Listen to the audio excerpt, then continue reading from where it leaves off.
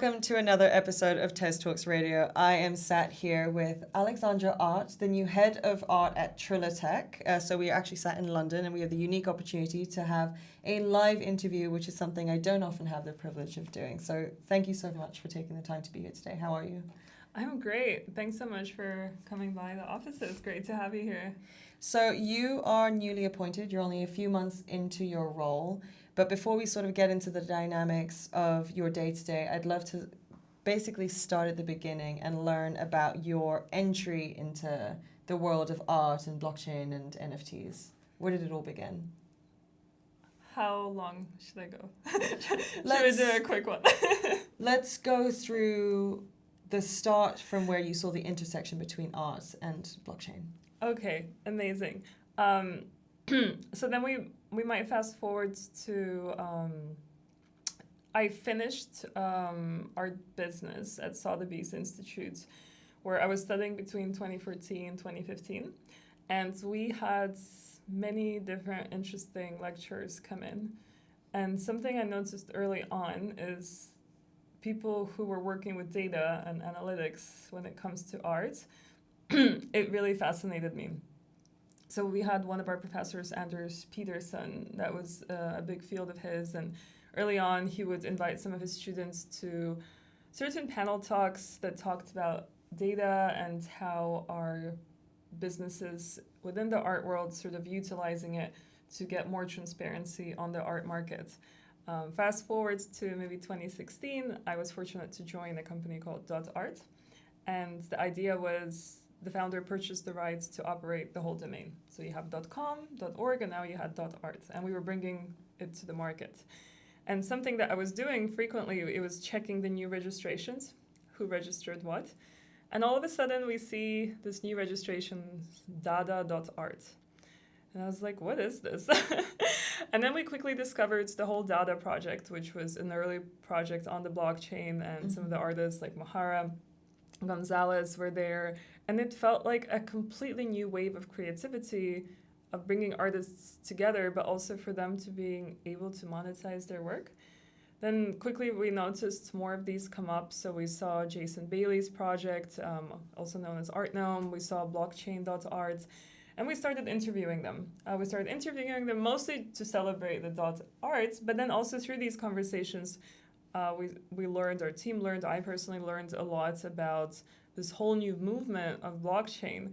And in 2017, we were one of the partners sponsoring the first CADAF, so Crypto and Digital Art Fair, that was taking place in New York and later in Miami, where sort of like the Winklevoss twins bought their first punk. So it's sort of like I fell down, I think, 2016, 2017 into this world of digital arts and later in blockchain arts.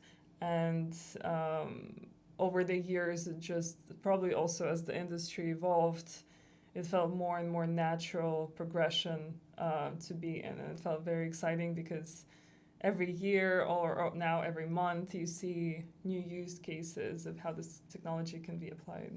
I think it's so interesting because your timeline indicates that you sort of caught the beginnings of the wave well ahead, if not like 4 or 5 years before everyone else really did. You started to pick up on the fact that people were applying this technology to the art environment, but we didn't really see the NFT boom as we come to understand it now till much, much later, arguably around end of 2020, early 2021. So as that all picked up, you must have had a very different vantage point in terms of the way you understood the dynamics between the art and technology when everyone else was sort of first being introduced to the use case of art and blockchain. What was that like for you in terms of saying, I've seen this for the last few years, how are we only hyping this now?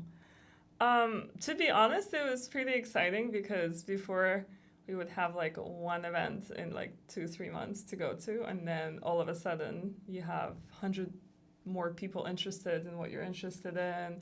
You have so many different events. It did get maybe a little bit overwhelming in 21 because there were not enough people who know this space. So I would receive calls like from all these like famous people, big artists I never thought I'm gonna work with. And I worked on crazy projects, like advising a space robotics company on sending NFTs to the moon, or like educating like a very large UK-based charity, and like a gallery network, like doing series of educational courses. Like it completely, and I never did it because, I needed to prove something. For me, it was just like a passion. And then all of a sudden that passion is being monetized. And I think there were, I guess, different ways I saw the industry evolve, like sort of like on the commercial side and then on the art side. And it continues to evolve until now. So how did this all bridge into Tezos? How did you stumble across Tezos and then venture into that realm in particular? I think it was about 2020 when I saw the need for curation online, and this was before sort of like some of the major NFT marketplaces were around, especially the curated ones. And we would host shows and panel discussions and add certain enhanced experiences like audio guides and AR for digital artworks. And on our third show, it was February till April 2021, we invited a curator from Italy, Umanissimo Artificiale, I hope I pronounced it correctly, to curate a generative and AI, basically machine learning exhibition on our platform. And it featured very prominent artists, academics, some from the MIT Media Lab, and some of them like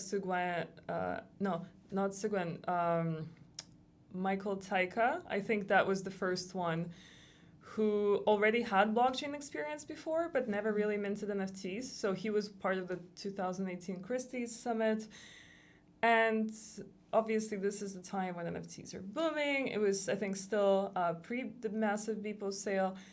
And a lot of artists that were in generative arts were into sort of like the green NFT movement. Mm-hmm. And really the movement started with Memo Acton launching this website where you could measure the carbon footprint of like Ethereum-based transactions.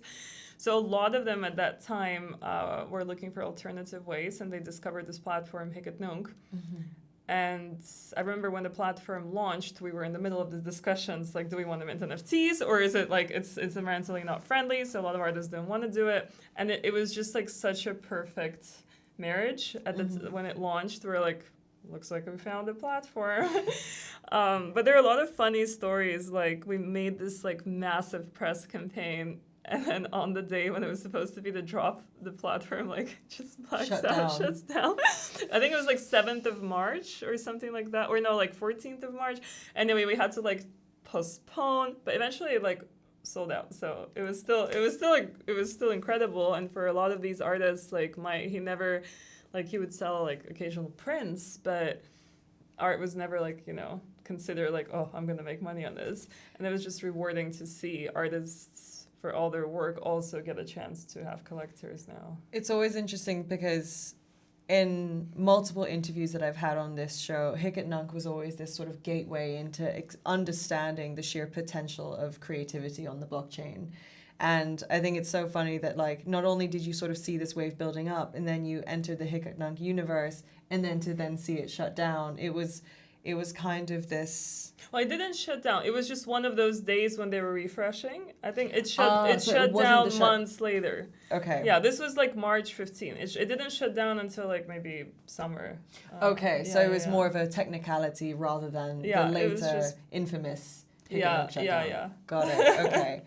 And then so that was your gateway and your entry point into sort of like the Tezos art universe. But as we know, and as we've seen develop over the last few years, the art community on Tezos is so rich, it's so multidimensional. There are so many different facets to it, so many different levels of community. How did you sort of mentally organize that in your own mind? That's a good question. I think what I loved about it is everyone was sort of just doing their thing, and there was no pressure to be fitting into certain marketing mechanic or whatever. And because all of us were relatively early, whatever was good kind of easily resonated with there was no noise, as we see right now. And people connected, and it was an open conversations. So it wasn't It wasn't like certain groups or DAOs or like collectors club. Like it was all in the open, and you would see some artists really become pretty big pretty fast. But at the same time, it continued offering opportunities for emerging artists to stand down, or artists that never really sold their art as art before. Like they were really great in 3D design, illustration, and this was sort of like their stepping point of creating a persona. Some of them were creating like anon accounts so their colleagues don't find out they're an artist. And yeah, becoming their own sort of artistic identity. Mm-hmm. And then going from your sort of traditional art background, or at least academically speaking, and then venturing into this new wave of digital art and ways of expressing and also monetizing their art. How did you initially see the convergence between the traditional art world and, you know, this new wave of crypto art? And then also to tack onto the back of that question, it's matured a lot in the last few years. So what are sort of like the key points of evolution that you think, I guess, are the most notable? Well, it's interesting. Digital art, as most people know, existed since the 50s. But it was never considered, I would say, profitable for a lot of galleries and auction houses. It was always dismissed as outsider. And it was a bit ironic to see that as soon there was money, quickly, everyone started flooding. And I think that part of the art world is the reason I quickly left it and didn't sort of like want to be a part of it, because at the end of the day, it's supposed to be about people who believe in something. And that's what I love about crypto art and the blockchain, is that the first people who really led change was people who genuinely believed some of the ideals of what this is. And right now, I feel like those ideals sort of sidetracked. Like we have certain chains that are not really blockchains. They're centralized databases, which are censored. And it became more of like a marketing mechanic for certain entities. And like, I guess that's the reason I love being at Tezos, because it still kind of holds true to that ethos. But the narrative definitely plays a big role. And I guess coming back to your question in terms of like some of the things I see, so it's funny because one of the first things that Sotheby's Institute they taught us is you don't sell primary at an auction. And one of the first things I saw curated platforms do is do auctions for artists. Mm-hmm. And a lot of artists, they love that. They're like, oh, I sold for so high, my next work now will be starting at this price, and the next work started at this price, and then I'm gonna double it.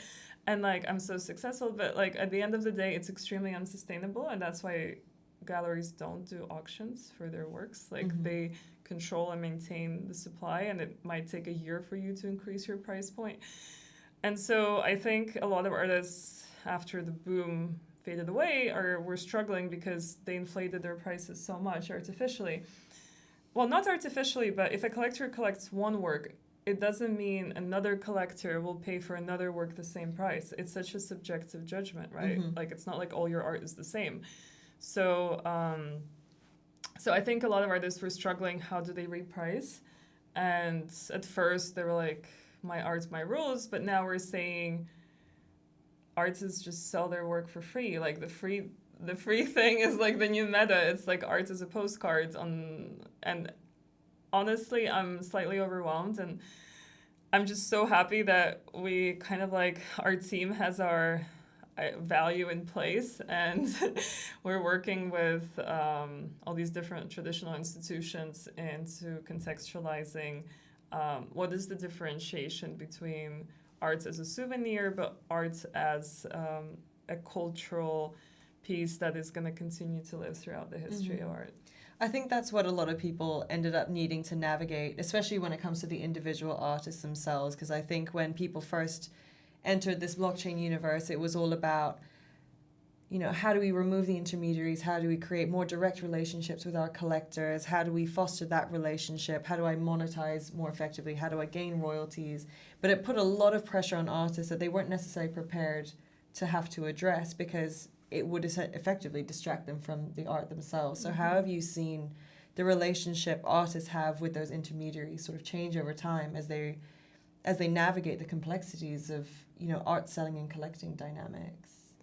I think supply has been a very popular topic of conversation. It's that a certain artist can have an incredible collection that he's known for, and if he works with a gallery, the gallery typically thinks about like the long-term controlled release. But if you work with a platform, it's often that the platform, it's a business interest that if the platform doesn't represent you, their interest is short term. And so I think what happened was a lot of platforms monetized on the momentum of the artists. And I've seen a lot of these conversations among curators, and especially on Twitter, it's all in the open, where they're pointing fingers who diluted which artist supply. And it's so hilarious because, I mean, I love this industry because everything is in the open. And it's not like behind closed doors, secret handshake deals. Like, obviously there's some of that, but most of the things are public records, and you see the transactions and you can make your judgments. And I think it's also like what people say, like we live next to a casino, and for many artists, it was really hard to sell digital art. And the reason they were able to is thanks to that casino. And it's so obvious, everyone knows that. Everyone knows that 90% of the collectors made money through crypto, and some of them decided to invest it into art. So denying the fact that your audience are teachers at this point, it's come on, let's... And there's nothing wrong about it, because some of these people who just entered the space through trading eventually did become really great patrons of art. So I don't see it as a bad thing, but I think criticizing the behavior of your collectors, it's well, you don't have to do it if you don't want to. And obviously, everything we're doing is to support a new group of maybe younger audiences, but we're also seeing across different ages people from the traditional world interested in collecting digital art, but they're not often the people that you're going to see online helping promote the artists. And right now it's still very important to be present, to be online, and if not you, then maybe your collectors and supporters are the ones continuing to advocate for your art. Yeah, it very much sounds like what they were coming up against was the growing pains of trying to understand and navigate this new landscape. It's basically saying, we don't have to rely on old mechanics, but what do the new mechanics look like? How can I trust them? What's the relationship we build between them? And I think now, when we see a lot of traditional institutions sort of coming into the fold, and I think that initially, like you mentioned, it was a bit of a marketing tactic. It was very trendy to have NFT in your press releases, and you were cutting edge and you were modern. But now there's very much more this intentional push to start integrating these technologies into whether it's a museum or a gallery or an activation. So that means that the relationship that blockchain-based artists are having with these former traditional institutions is also starting to evolve. So what does that dynamic look like? Because arguably, because their legacy, there's almost a greater bedrock of trust, but the transactional relationship looks a little bit different. So how do they explore that? It's very different, I would say. I agree with you. It's very different, and I don't know, Tezos has probably done so much, in terms of how the foundation, and here at TriliTech, we work with different institutions. One of the partners, WAC Labs, led by Diane, has a series of conversations and educational courses for museum professionals, and this sort of early... late spring, early summer, we saw some of the presentations, and it's a mix, and different representatives have different opinions. For some, the commercial element is not a problem, especially I think in Europe. It's a bit different model in the US, because there they rely more on private funding, so that's how they get the commercial element in, but maybe publicly they don't want to always say that they're actually facilitating any sales. From our experience, we had, right now there's a show, Judy Chicago's show at the Serpentine, and what you get, it's not art per se, it's sort of a collectible item that has an element of art by Judy Chicago. So you come, you record your answer, and you get an NFT with that's visible, an object. With Dursey, it was a mixture of things. There was a physical sculpture, which was interactive, together with FX Hash, Agoria. They created this NFT, which you could mint right there for free. But then separately, they released a collection of works through Object One that was collected. And now we recently announced a partnership with MoMI Museum in New York, which is very exciting because the curator for the show, Regina, she has a lot of experience across these different applications. And so something that's going to be explored is how you can also collect maybe not sort of like the final big piece, but a fragment of the work for free at the museum, but then separately the artist would be selling outside of the context of the partnership. They have the final piece that they created that can be sold commercially. So sometimes there's this divide, sometimes it's all together. It really depends on the history of the institution and what their values are. But the crux of it seems to be that it's expanded the way that people can actually engage with different artworks. So whether it's, the collectible component, whether it's they want to invest in the piece, the traditional art world becomes a lot less closed box. It's really democratized access to art in that way, which I think is amazing. I mean, it's arguably one of the reasons we're all here. To take this more towards your newly appointed role as head of art at TriliTech. I know that you're very fresh into the role. You've only been in it for a matter of 2-3 months. Feels like 2-3 years already, yes. I'm sure 2-3 months in crypto years is about a decade. But what a sort of, to take this back again slightly, upon the news of your appointment, there was so much positivity within the TezTalks art community. You were received with really open arms because you are very much a grassroots member of that community. You saw it grow, you saw it mature, and now you've been given this opportunity and this platform to help support it from another position. So can you briefly talk me through what your role actually entails and sort of what your focus areas are in your newly appointed role? No pressure. Well, first of all, it was extremely heartwarming. There are a lot of vocal voices in our community, some that joined the TezTalks ecosystem after I joined, some joined, some were building like in tandem different marketplaces and creative use cases.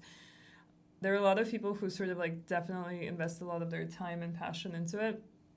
So I think my ultimate goal is the overall growth of the ecosystem. So how can we make sure that the artists get rewarded through what they do? How do we make sure more people join the ecosystem? How do we create cultural value out of sort of like this amazing community that we have and the amazing art that's already there? And there's so many different things. Like there's existing art that's culturally relevant. There's emerging artists coming in. There's artists whose career is growing.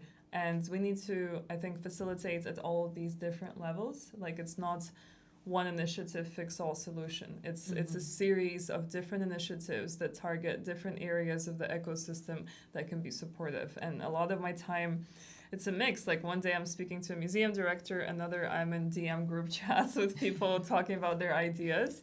So I kind of I like being across all different verticals because it all matters equally. Like there's no one priority. And most of the initiatives that I'm exploring right now, the goal is to really how much of an impact they can have across the ecosystem. Because it's always a challenge when people come and they have a brilliant idea, but it only benefits maybe like a certain group. And also you always have to measure like what is the viability of this idea, like given sort of like my experience working for 8 years in different sort of like researching different online business models. I'm very grateful I'm able to bring that past experience, but also continuing to research and try to foresight like what is the next thing coming forward. So it's a lot. And but honestly, like the thing I value so much is the support from the community. And sometimes, many people, they feel like some of them might not know me. And so I'm always trying to see, can we connect? Can we have a call? Just for them to sort of learn more. I mean, at the end of the day, the whole point of decentralization is that we don't own you or what you have. So it's people sort of people can do whatever they want with a blockchain. Like I think that needs to be very clear that we're not sort of like providing certain level of authority over what you can or cannot do, because a lot of times people feel like we have a sense of sort of like we own them a lot. But at the same time, I think that comes from the mindset of Web 2 and Web 3 dynamics, where you're a Twitter user. Yes, like you're on Twitter, it's a product, you often pay for it, so hence Twitter better work. But here it's sort of you're the owner. And we're here to provide the support when possible, but it is thousands of different people. So I'm often sort of trying to be balanced in the sense of, are we benefiting everyone equally? Like, are we prioritizing correctly? And yeah, it's it's definitely a lot, and I'm doing my best, and I'm thankful for everyone's support. It is a lot. I don't think anyone underestimates the mandate that you actually have sitting on your desk every day. And I think there's a lot of important considerations, especially when it comes to principles of decentralization, because while it's about, how can we deliver impact that's going to benefit the larger part of our community, but it's also how do we do this in a way where we're not putting in our hand and controlling anything, but we're actually sort of just uplifting a little bit. So what do those uplifting dynamics actually look like? Because it's quite a delicate line to toe. Yeah. Without basically saying, we're going to provide support, but we're not going to interfere.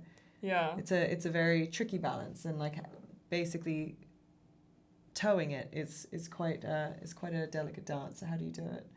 Yeah, it's tough. Sometimes you just see, like, the easiest decisions are usually when you see community initiatives that are working and that have an amplification effect. And then sometimes we just provide some support and ideas and suggestions that people implement and move forward with. That's great. I think the most difficult decisions are when you see something's not working and then you sort of know that here's, like, certain things that could help improve it, but then the question is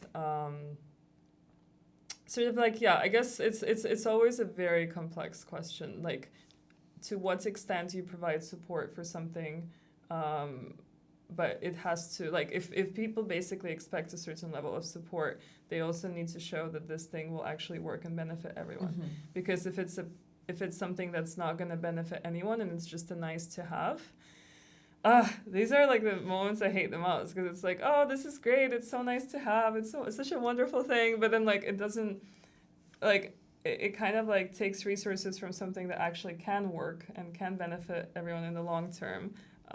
So yeah, a lot of tough decisions to make.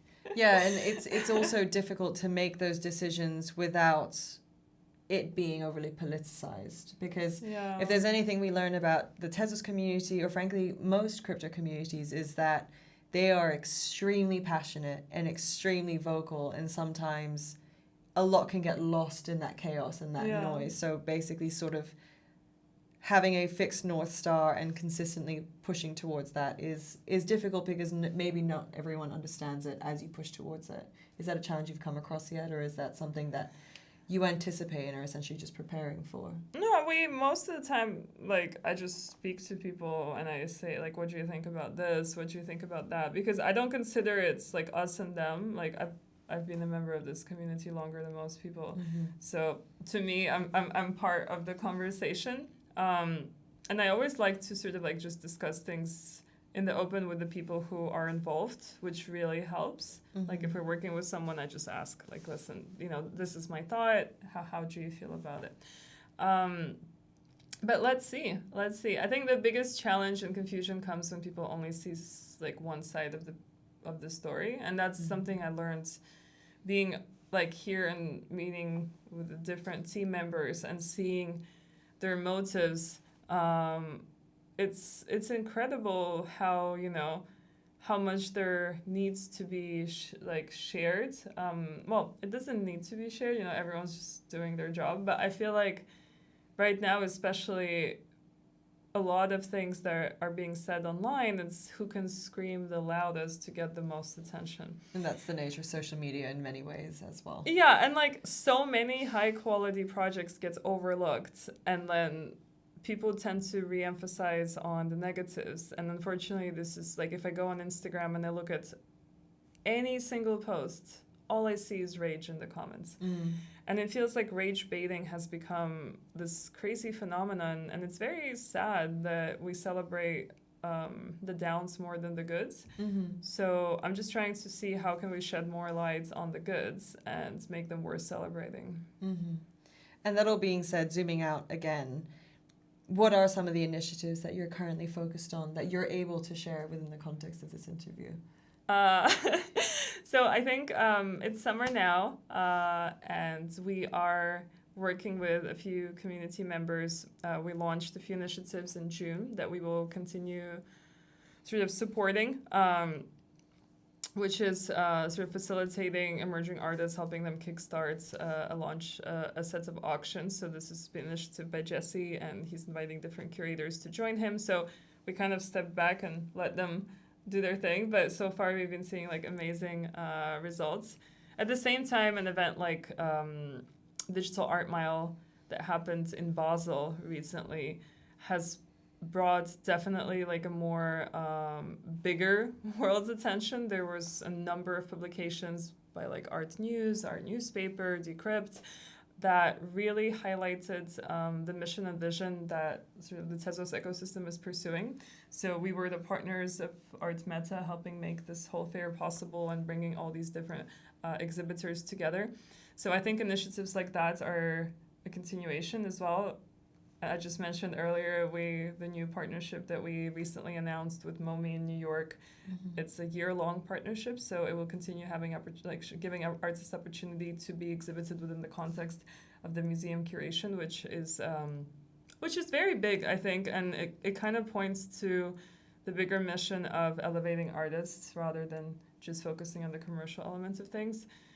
And there is some plans now being shaped up around the world. We'll probably be seeing you in Singapore for Token 2049, and a few activations in Europe, and then comes Miami Art Basel.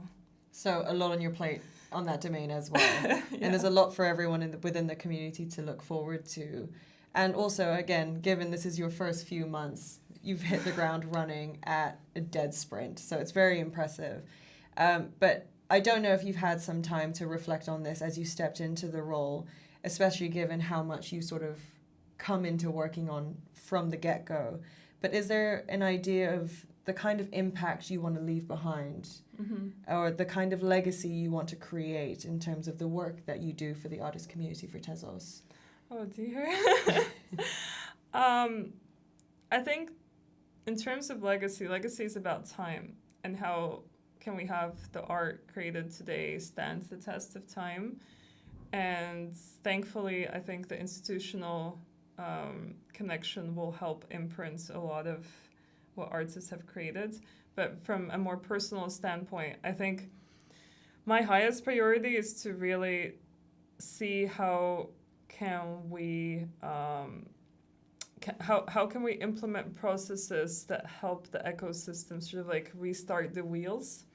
Because I think a lot of things sort of like are not stagnated, like there's still a lot of innovation happening, but in terms of the infrastructure that's available for artists to continue experimenting and to really start getting the momentum, I think there's a lot of I can't like fully explain, sorry for confusing. There's just like a lot from a strategic standpoint that I think needs to be done, that can help us set a course of where we want to go and how are we going to go there, because the anarchic nature of everyone doing everything is great, but I feel like the times right now, again, they shifted like over the years. It's not the same as it was a year ago. It's not the same as it was 2 years ago.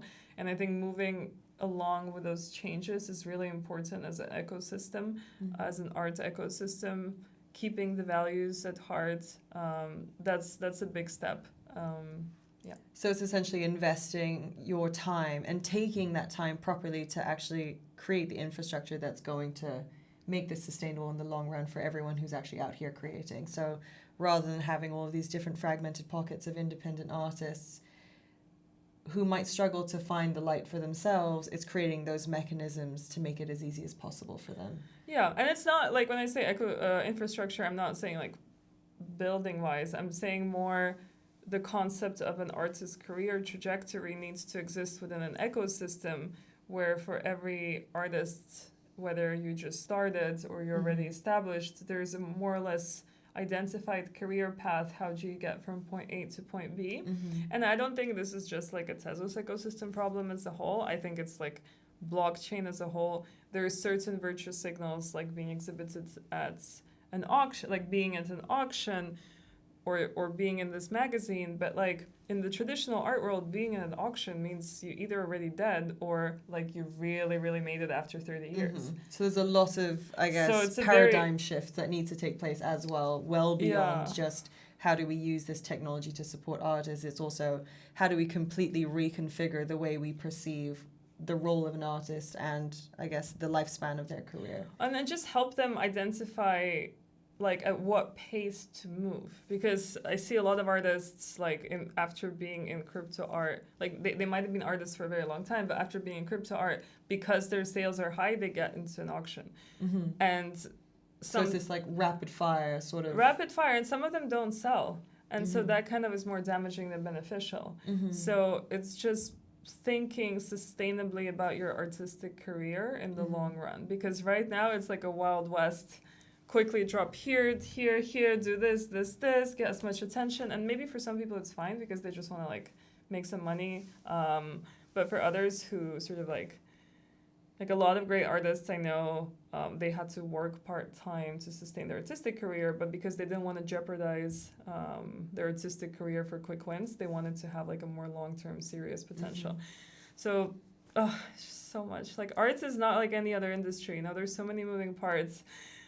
Yeah, and also I guess the way we value and appraise it is very different to, say, a conventional business, because it's not just about, you know, sales or conversions or user base. It's very much about this really highly subjective appreciation of a piece of art. And I think that essentially what you've illuminated is that while artists may have struggled to enter the traditional art world because it was typically black box, then suddenly there was this open one, but it was very unstructured. So it set up this whole different set of challenges and question marks that made it very difficult for certain artists to navigate. And some did very well, but it wasn't very self-evident. So basically being able to create that almost, I wouldn't say curriculum, but that framework. Yeah, framework. Helps people understand it better and also just helps them. But also collectors, like helps collectors identify which artists are at what stage, how to better understand like their seriousness and things like that. So to close out the interview, I don't want to put you too much on the spot again, but if there was a message you could leave for artists who are perhaps still trying to navigate this space or maybe are new to this space, what's the kind of piece of advice you would give them to help them understand this a little bit better? What helped me the most is identifying voices that I respect and sort of looking up to them and following some of the narratives that they're pushing forward. Like I remember ever since like I interviewed Jason in 2019, like Art Gnome, I've followed him and he wrote about Manaloid, who later did an incredible collection of art on Higadnong. I followed some of the theses that he was pushing forward and the right-click save. And there are like a group of people that I sort of identified for myself.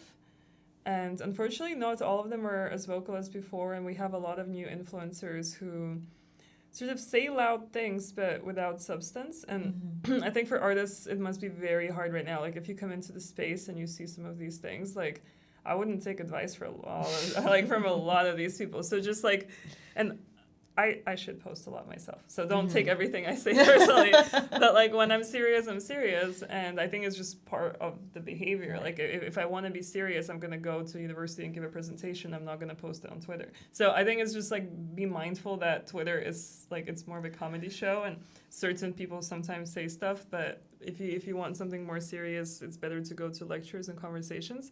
To me, being online is about looking at where the masses are. Like there's a lot of mass movement of like certain popular things, and it's good to have like a reality check sometimes of, are the things we're doing even speaking to, you know, what everyone else is interested right now.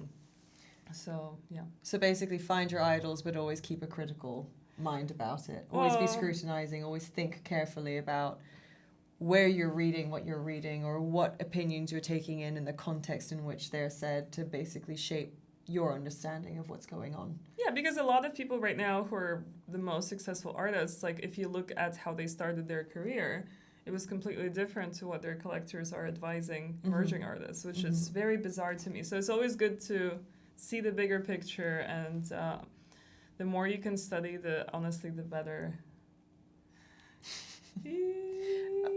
I said a lot of things, guys. It's all like NFA, you know, and NRA. No, it's all amazing. And frankly, I think you've dug into a lot of insights and a lot of key pieces of information that many haven't heard for a very long time, or are perhaps being exposed to for the very first time. So I think our audiences are really going to appreciate the honest take. I would tack on a few extra questions, but I do want to set you free. But thank you so much for your time. Thank you so much for sharing your points of view. And I think everyone within the TezTalks community is so excited to see what you work on. Fingers crossed. No, thanks. Yeah, and DMs are open, and most of the time I'm online, so. Perfect.